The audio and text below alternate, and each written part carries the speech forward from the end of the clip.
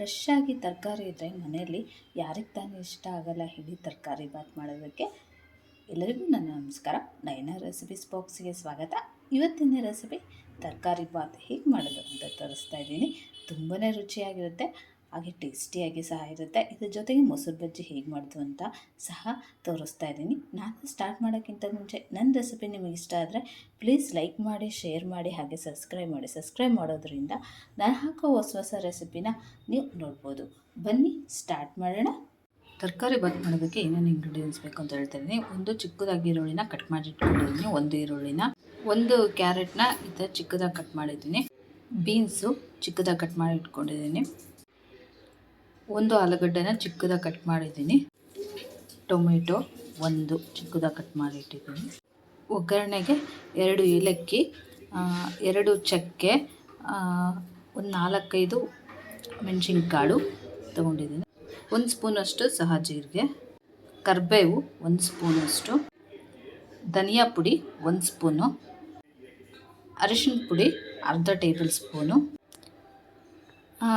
ರುಬ್ಬೋದಕ್ಕೆ ಒಂದು 4 ಹಸಿಮೆಣ್ಸಿನ್ಕಾಯಿ, ನೀವು ಖಾರ ನೋಡಿ ಹಾಕ್ಕೊಳ್ಳಿ ಹಸಿಮೆಣ್ಸಿನ್ಕಾಯಿನ, ಹಾಗೆ ಸ್ವಲ್ಪ ಕರಿಬೇವು, ಒಂದು ಹಿಡಿಯಷ್ಟು ಕೊತ್ತಂಬರಿ, ಒಂದು 4 ಸ್ಪೂನಷ್ಟು ತೆಂಗಿನ ತುರಿ ಚಿಕ್ಕದಾಗಿ ಕಟ್ ಮಾಡಿ ಇಟ್ಟಿದ್ದೀನಿ, ತೆಂಗಿನಕಾಯಿ, 1 ಇಂಚಷ್ಟು ಶುಂಠಿ, ಸ್ವಲ್ಪ ಬೆಳ್ಳುಳ್ಳಿ, ನೀವು ಶುಂಠಿ ಎಷ್ಟು ತೊಗೊಂಡಿರ್ತೀರಲ್ಲ ಅಷ್ಟೇ ಬೆಳ್ಳುಳ್ಳಿ ತೊಗೋಬೇಕು, 1 ಇಂಚಷ್ಟು ಚಕ್ಕೆ, ಒಂದು 6 ಮೆಣಸಿನ್ಕಾಳು, ಒಂದು 6 ಲವಂಗ, ಒಂದು ಅರ್ಧ ಹೋಳು ನಿಂಬೆಹಣ್ಣು. ಇದೆಲ್ಲ ರುಬ್ಬೋದಕ್ಕೆ, ನಿಂಬೆಹಣ್ಣು ಮೇಲ್ಗಡೆ ಹಿಂಡೋದಕ್ಕೆ. ರುಚಿಗೆ ತಕ್ಕಷ್ಟು ಉಪ್ಪು, 1 ಸ್ಪೂನು ತುಪ್ಪ. ನಾನಿಲ್ಲಿ ಶೇಂಗಾ ಎಣ್ಣೆ ತೊಗೊಂಡಿದ್ದೀನಿ, ಟಾಟಾ ಅವರದ ಶೇಂಗಾ ಎಣ್ಣೆನ ತೊಗೊಂಡಿದ್ದೀನಿ. ತುಂಬ ಚೆನ್ನಾಗಿರುತ್ತೆ ಈ ಶೇಂಗಾ ಎಣ್ಣೆ, ತುಂಬ ಟೇಸ್ಟಿಯಾಗಿ ಸಹ ಇರುತ್ತೆ. ಸೇಮ್ ನಾವು ಗಾಣದಲ್ಲಿ ಹಿಂಗೆ ರೆಡಿ ಮಾಡಿರ್ತಾರಲ್ಲ ಅದೇ ಥರ ಇರುತ್ತೆ ಈ ಎಣ್ಣೆ, ತುಂಬ ಟೇಸ್ಟಿಯಾಗಿರುತ್ತೆ, ಹಾಗೆ ಹೆಲ್ದಿಯಾಗಿ ಸಹ ಇರುತ್ತೆ. ಇವತ್ತು ನಾನು ಟಾಟಾ ಅವ್ರದ ಶೇಂಗಾ ಎಣ್ಣೆನ ಬಳಸ್ತಾ ಇದ್ದೀನಿ. ಒಂದು ಕುಕ್ಕರ್ ಕಾಯ್ಬಿಟ್ಕೊಂಡಿದ್ದೀನಿ. ಕುಕ್ಕರ್ ಕಾದ್ಮೇಲೆ ಅದಕ್ಕೆ ಶೇಂಗಾ ಎಣ್ಣೆ ಹಾಕ್ತಾಯಿದ್ದೀನಿ. ಒಂದು 4-5 ಸ್ಪೂನಷ್ಟು ಶೇಂಗಾ ಎಣ್ಣೆ,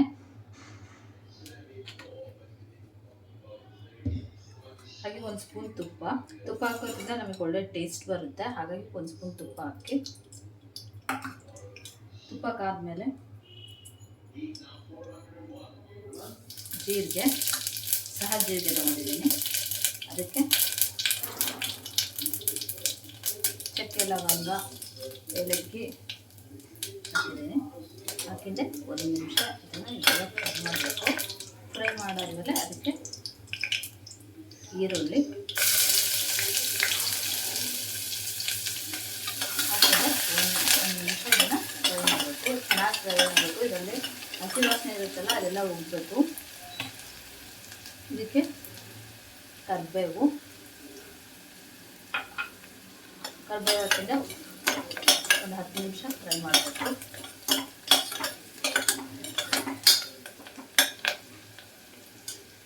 ಇದು ಇವಾಗ ಫ್ರೈ ಆಗಿದೆ ನೋಡಿ. ಇದಕ್ಕೆ ತರಕಾರಿ ಹಾಕೋಣ. ಕ್ಯಾರೆಟು,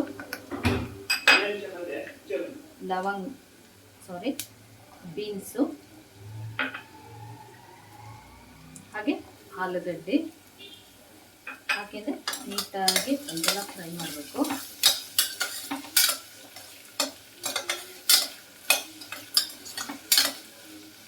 ಇದು ಒಂದು 5 ನಿಮಿಷಗಳ ಕಾಲ ಫ್ರೈ ಆಗಬೇಕು. ಇದಕ್ಕೆ ಸ್ವಲ್ಪ ಅರಿಶಿನ, ಒಂದು ಅರ್ಧ ಸ್ಪೂನಷ್ಟು ಹಾಕಿದ್ರೆ ಒಂದ್ಸಲ ನೀಟಾಗಿ ಫ್ರೈ ಆಗಬೇಕು. ಅರಿಶಿನ ಹಾಕೋದ್ರಿಂದ ತುಂಬ ಬೇಗ ಬೇಯುತ್ತೆ ನಮಗೆ. ಸ್ವಲ್ಪ ತರಕಾರಿ ಒಗ್ಗರಣೆಲಿ ಈ ಥರ ಫ್ರೈ ಮಾಡೋದ್ರಿಂದ ಒಳ್ಳೆ ಟೇಸ್ಟ್ ಸಹ ಕೊಡುತ್ತೆ. ಇದು ಆಗೋಷ್ಟೊತ್ತಿಗೆ ರುಬ್ಕೊಳ್ಳೋಣ. ನಾವು ರುಬ್ಕೊಳ್ಳೋಕ್ಕೆ ಮಿಕ್ಸಿ ಜಾರ್ ತಗೊಂಡಿದ್ದೀನಿ.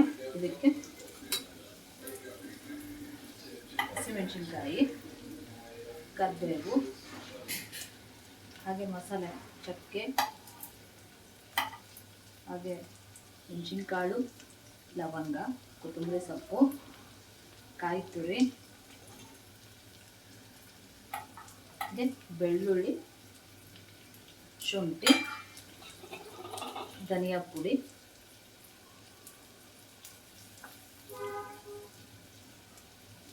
ಒಂದು ಟೊಮೆಟೊ ಹೆಚ್ಚಿಟ್ಟಿದ್ದೀನಿ.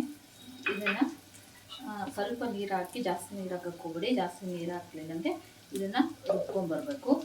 ತೀರಾ ನೈಸಾಗೋಲ್ಲ, ತೀರಾ ಇದನ್ನೆಲ್ಲ ಸ್ವಲ್ಪ ತರಿಯಾಗಿ ರುಬ್ಕೊಂಬರ್ಬೇಕು. ಇದನ್ನು ರುಬ್ಕೊಂಬರ್ ನೋಡಿ. ಇವಾಗ ಇದು ಫ್ರೈ ಆಗಿದೆ ಚೆನ್ನಾಗಿ.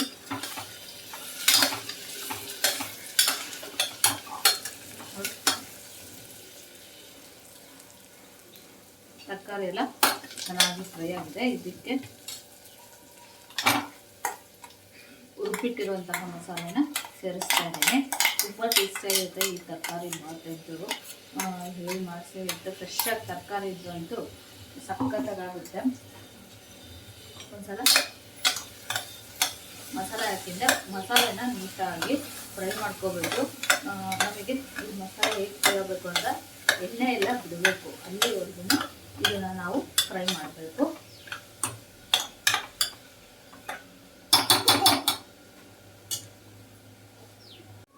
ನೋಡಿ, ಇದು ಅವಾಗವಾಗ ಈ ಥರ ಕೈಯಾಡ್ತಾ ಇರಬೇಕು.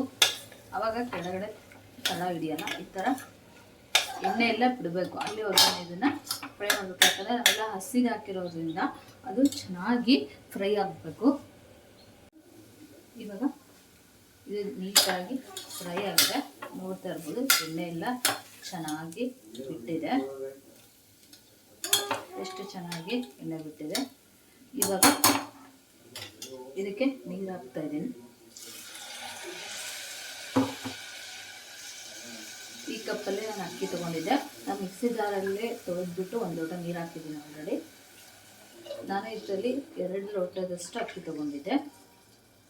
2 ಲೋಟ ಅಕ್ಕಿಗೆ 4 ಲೋಟ ನೀರು ಹಾಕ್ತಾ ಇದ್ದೀನಿ. 4 ಲೋಟ ನೀರು ಹಾಕಿ ಇದು ಚೆನ್ನಾಗಿ ಬಾಯ್ಲ್ ಆಗಬೇಕು. ಇದಕ್ಕೆ ಉಪ್ಪು ಹಾಕ್ತಾ ಇದ್ದೀನಿ ರುಚಿಗೆ ತಕ್ಕಷ್ಟು.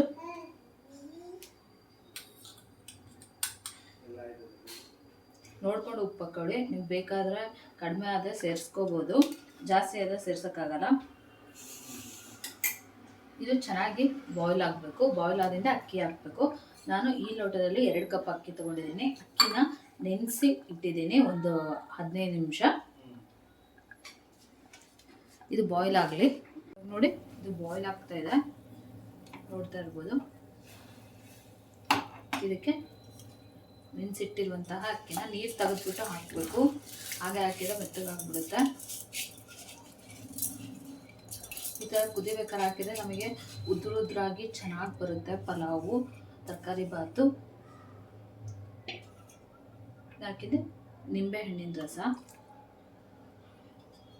ಹಾಕಿ ಒಂದ್ಸಲ ಕೈಯಾಡಬೇಕು. ನೀಟಾಗಿ ಮಿಕ್ಸ್ ಮಾಡಿ ಮುಚ್ಚಳ ಮುಚ್ಚಿಬಿಟ್ಟು 3 ವಿಸಿಲ್ನ ಇದನ್ನು ಕೂಗಿಸ್ಬೇಕು. ಇವಾಗ ಇದನ್ನು ಮುಚ್ಚಳ ಮುಚ್ಚಿ 3 ವಿಸಿಲು ಕೂಗಿಸ್ತೀನಿ. 3 ವಿಸಿಲ್ ಆದಮೇಲೆ ಸಣ್ಣ ಉರಿ ಮಾಡಿಬಿಟ್ಟು ಇನ್ನೊಂದು ವಿಸಿಲ್ ಬರುತ್ತೆ ಅನ್ನೋ ಅಷ್ಟೊತ್ತಿಗೆ ಆಫ್ ಮಾಡಿಬಿಡಿ. ಆವಾಗ ನಮಗೆ ಚೆನ್ನಾಗಿ ಬರುತ್ತೆ ಉದುರಾಗಿ. ಫುಲ್ ಕೂಲ್ ಆದಮೇಲೆ ಕುಕ್ಕರ್ ಓಪನ್ ಮಾಡಬೇಕು. ಆವಾಗ ಚೆನ್ನಾಗಿ ಅಳ್ಕೊಂಡಿರುತ್ತೆ.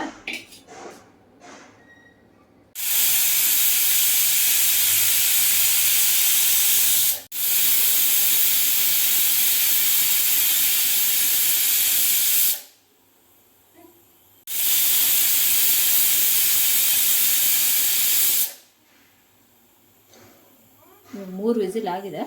ಇವಾಗ ಇನ್ನೊಂದು ವಿಸಿಲ್ ಬರೋಕ್ಕಿಂತ ಮುಂಚೆನೇ ಆಫ್ ಮಾಡಬೇಕು. ಇವಾಗ ಇನ್ನೊಂದು ವಿಸಿಲ್ ಬರ್ತಾ ಇದೆ. ಇವಾಗ ಆಫ್ ಮಾಡ್ತಾ ಇದ್ದೀನಿ. ಇವಾಗ ಆಫ್ ಮಾಡಿದ್ದೀನಿ. ಇದು ಚೆನ್ನಾಗಿ ಕೂಲ್ ಆಗಬೇಕು ಕುಕ್ಕರ್ ಕೂಲ್ ಆಗೋಷ್ಟೊತ್ತಿಗೆ ಮೊಸರು ಬಜ್ಜಿ ಮಾಡ್ಕೊಳ್ಳೋಣ. ನಾನಿಲ್ಲಿ ಕಂಟ್ರಿ ಡಿಲೈಟ್ ಅವರ ಲೋ ಫ್ಯಾಟ್ ದಹಿನ ತೊಗೊಂಡಿದ್ದೀನಿ. ತುಂಬ ಚೆನ್ನಾಗಿರುತ್ತೆ. ಇದು ಮಾತ್ರ ಗಟ್ಟಿಯಾಗಿರುತ್ತೆ, ಹಾಗೆ ತಿಕ್ಕಾಗಿರೋ ಸಹ ಇರುತ್ತೆ. ನೀವು ಯಾವಾಗ ಸರ್ವ್ ಮಾಡ್ತೀರಲ್ಲ ಆವಾಗ ಮೊಸರು ಬಜ್ಜಿ ಮಾಡ್ಕೊಳ್ಳಿ, ಅವಾಗ ಚೆನ್ನಾಗಾಗುತ್ತೆ. ಇವ್ರ ಪನ್ನೀರ್ ಆಯಿತು, ಇವ್ರ ಪ್ರಾಡಕ್ಟ್ ಆಯಿತು, ತುಂಬ ಟೇಸ್ಟಿಯಾಗಿರುತ್ತೆ. ಹಾಗೆ ಕೌ ಮಿಲ್ಕ್ ಸಹ ಸಿಗುತ್ತೆ, ತುಂಬ ಚೆನ್ನಾಗಿರುತ್ತೆ. ಇವ್ರು ಮಾತ್ರ ಪನ್ನೀರ್ ಅಂತೂ ಸಖತ್ತಾಗಿರುತ್ತೆ, ಸಖತ್ ಸಾಫ್ಟಾಗಿರುತ್ತೆ ಇವ್ರ ಬ್ರ್ಯಾಂಡು. ನೋಡಿ ಎಷ್ಟು ಗಟ್ಟಿಯಾಗಿದೆ ಅಂದ್ಬಿಟ್ಟು.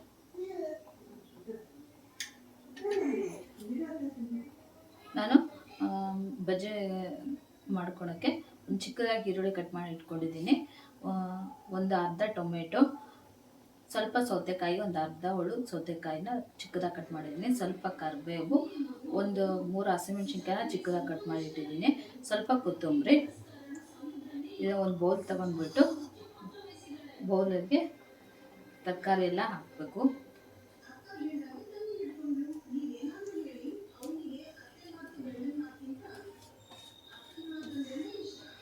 ಎಲ್ಲ ಹಾಕಿದ್ರೆ ಇದಕ್ಕೆ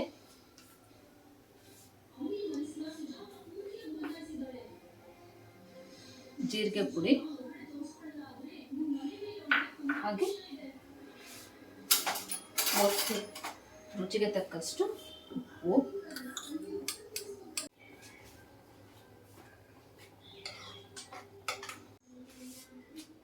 ಇವಾಗ ಇದು ಕುಕ್ಕರ್ ಆರಿದೆ. ಇವಾಗ ತೆಗಿಯೋಣ. ನೋಡಿ ಎಷ್ಟು ಚೆನ್ನಾಗಾಗಿದೆ ಅಂದ್ಬಿಟ್ಟು, ಸಖತ್ತಾಗಿದೆ. ಎಷ್ಟು ಘಮ ಘಮ ಅಂತ ಇದೆ ಅಂದರೆ ಸಖತ್ ಮಸ್ತ್ ಟೇಸ್ಟ್ ಇದೆ. ಅಷ್ಟೇ ಚೆನ್ನಾಗಿ ಘಮ ಘಮ ಅಂತ ಇದೆ ನೋಡಿ. ಎಷ್ಟು ಉದ್ರಾಗಾಗಿದೆ ಅಂದ್ಬಿಟ್ಟು ಒಂದ್ಸಲ ಮಿಕ್ಸ್ ಮಾಡಿಕೊಂಡು ಒಂದು ಸರ್ವಿಂಗ್ ಬೌಲಿಗೆ ತೆಗಿಯೋಣ.